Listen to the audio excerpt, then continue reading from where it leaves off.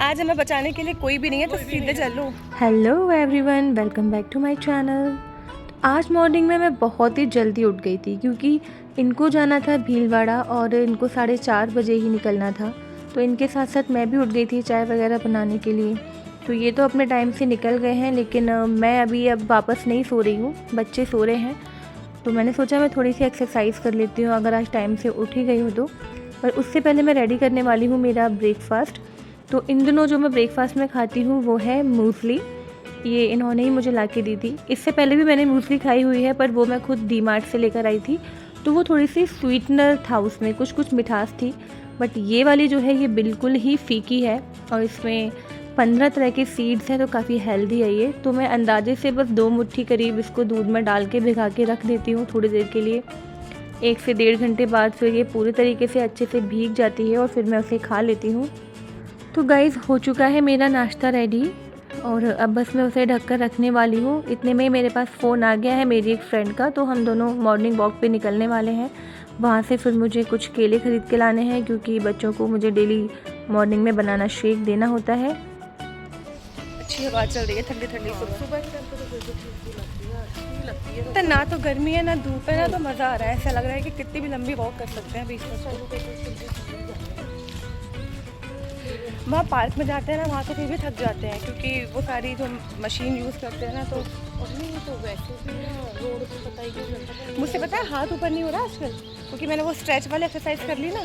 यार लौटले गुस्सा है खड़ा है ना। मैं कुछ और देखो वो लड़ रहे हैं, देखो मेरे को डर लगता है यार, मैं नहीं करूँगी, भाग के आ रहा है। आज हमें बचाने के लिए कोई भी नहीं है, तो सीधे चलो। हाँ नहीं, लेकिन आगे पीछे हो जाती हूँ। और मुझसे तो उम्मीद नहीं मत करना, मैं सबसे पहले भागने वाली होंगी। आगे तो पीछे भागूंगी तेरे, मैं तुझे धक्का देके ही भागूंगी।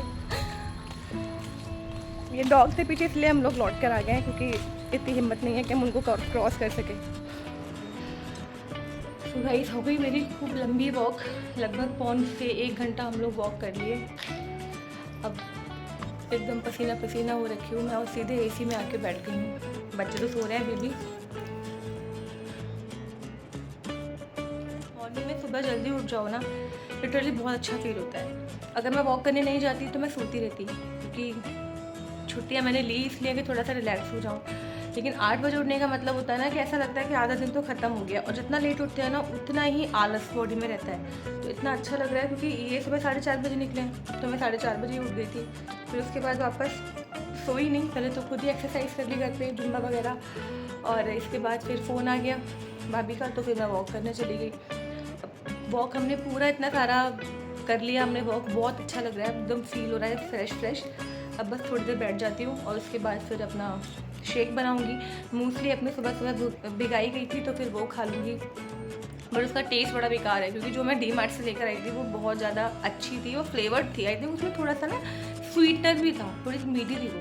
और ये मूसली जो ये लेकर आए हैं ये बिल्कुल प्योर है, एकदम फीकी है ये। इसमें ऑल्दो जो सीड्स हैं ना वो तो बहुत सारे हैं, अलग अलग तरीके के, लगभग 15 से 20 के आसपास इसमें अलग अलग तरह के सीड्स हैं, डिफरेंट डिफरेंट। लेकिन इसका टेस्ट बहुत ही बेकार है, एक्चुअली टेस्ट है ही नहीं, टेस्टलेस।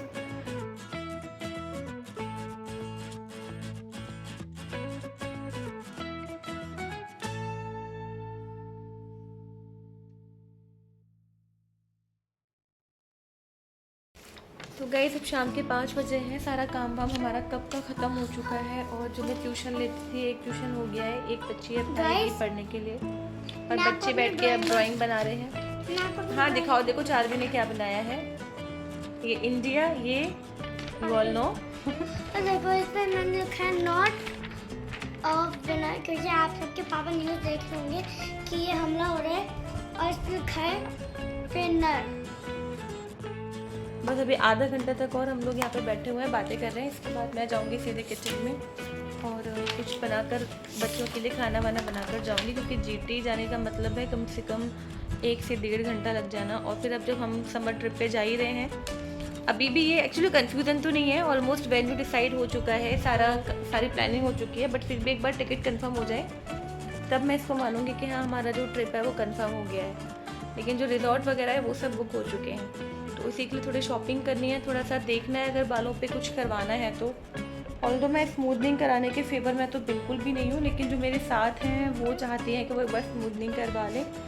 तो हम पूछने के लिए जा रहे हैं वहाँ पर क्या रहता है। अगर मुझे भी कोई ट्रीटमेंट समझ आएगा बालों के लिए तो मैं करवा लूँगी, अगर मुझे लगा तो। Very excited for the trip. First experience होगा इतनी दूर जाने का, क्योंकि अभी तक इतनी लंबी ट्रिप हमारी नहीं हुई है। अभी एकदम से लाइट चली गई है तो पूरे घर में अंधेरा अंधेरा हो गया। अभी आराम से हम लोग एसी में बैठे हुए थे, और अब मतलब एसी का तो ये हाल है ना कि एक सेकंड में बंद हो जाए ना तो बस गर्मी लगने लगती है। यार ये लाइट एक्चुअली ट्रिपिंग कर रही है, मुझे लग रहा है मुझे सारे स्विच ही बंद कर देने चाहिए बीच बीच में। शिवी सारे स्विच बंद कर दो बेटा हर जगह के। ये लाइट कुछ अजीब सी हरकत कर रही है, एकदम से ट्रिपिंग कर रही है। अभी जब गई थी ना तो भी सारे फंक्शन एक साथ नहीं बंद हुए थे, एसी चला रह गया था, बाकी सब बंद हो गया था।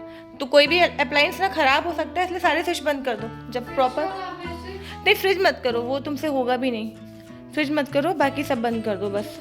कहीं पे टीवी वगैरह का भी स्विच अगर चल रहा है ना तो वो भी बंद कर दो सारे। बेटा एकदम से जब ऐसे होता है ना तो बंद कर देना चाहिए, वरना फिर तेज आती है तो ख़राब हो सकता है कुछ भी। चलो आ जाओ, गार्डन एरिया में आ जाओ थोड़ी देर के लिए।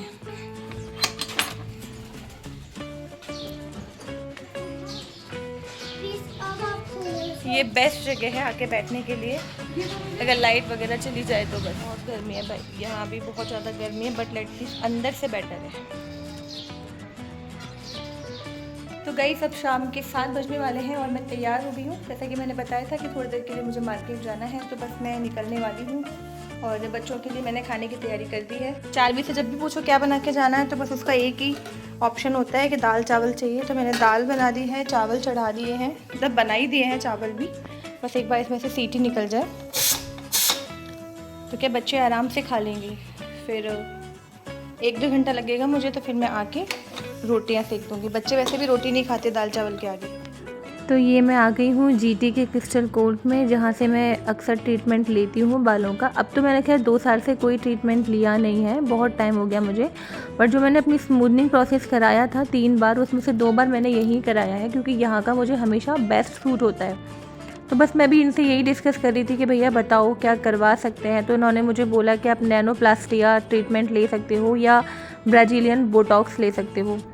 फिर मैंने सर्च किया तो पता चला कि नैनोप्लास्टिया बोटॉक्स से बेटर रिजल्ट देगी। अच्छा डैमेज बहुत ज़्यादा लग रहा है क्या बालों में? है, क्योंकि मुझे लगता है ऊपर के बाल तो नेचुरल है। वो स्टूडेंट्स है ना, हाँ। ये यहाँ से कन्वर्टेड डैमेज है, इस वजह से फ्रिजीनेस आ रही है। अब गाइस मैं तो ये सोच के गई थी कि मुझे कोई भी ट्रीटमेंट लेना नहीं है, लेकिन ये लोग ना इस तरीके से अपनी बातों में घुमाते हैं कि ऐसा लगता है कि नहीं यार एक ट्रीटमेंट तो बनता ही है लेना। और चार्ज भी बहुत ज़्यादा नहीं ले देते। उन्होंने 3000 का चार्ज मुझे बताया था, जिसमें ये ग्लोबल भी करेंगे और साथ में नैनोप्लास्टिया ट्रीटमेंट भी करके देंगे। और रिजल्ट इनका अच्छा होता है, क्योंकि ये मैं 2 बार करवा चुकी हूँ ऑलरेडी। तो बहुत ही ज़्यादा कन्फ्यूज़न में हूँ कि फिर से वो ट्रीटमेंट लूँ या नहीं लूँ। देखो इसमें तो कोई डाउट नहीं है कि बालों का जो लुक है वो एकदम से बहुत ही अच्छा हो जाता है, और 1 साल तक तो आपको कोई प्रॉब्लम होगी ही नहीं। लेकिन जो डैमेज होता है ना, अगर होता भी है तो वो उसके बाद स्टार्ट होता है। बट मैंने जो रीड किया है नैनोप्लास्टिया के बारे में, तो उसमें यही था कि इसमें डैमेज नहीं होता है, ये एक्चुअली डैमेज को रिपेयर करने का प्रोसेस है। तो अब मैं सोच रही हूँ कि मैं इस प्रोसेस को करवा लेती हूँ। तो आप लोगों की इसके बारे में क्या राय है, एक बार मुझे कमेंट बॉक्स में ज़रूर बताइएगा, अगर आपने मेरा व्लॉग पूरा एंड तक देखा है तो। और आज के व्लॉग में बस इतना ही, क्योंकि इसके बाद हमने जीटी पे थोड़ा बहुत घूमा था और हम फिर घर चले गए थे। तो आज का व्लॉग कैसा लगा प्लीज़ मुझे कमेंट बॉक्स में ज़रूर बताइएगा। अगर आप लोग भी इस जगह का पता जानना चाहते हैं, ये कौन सी शॉप नंबर है क्रिस्टल कोर्ट में, तो भी आप मुझे टेक्स्ट कर सकते हैं, क्योंकि नो डाउट उनका रिजल्ट बहुत अच्छा है। अगर आप लोग प्लान कर रहे हैं अपने बालों में कोई भी ट्रीटमेंट लेने के लिए तो आप मुझे बता सकते हैं। व्लॉग पसंद आया हो तो please like the video and share the video. मिलते हैं नेक्स्ट व्लॉग में। Till then tata bye bye sayonara and take care. Spy होने को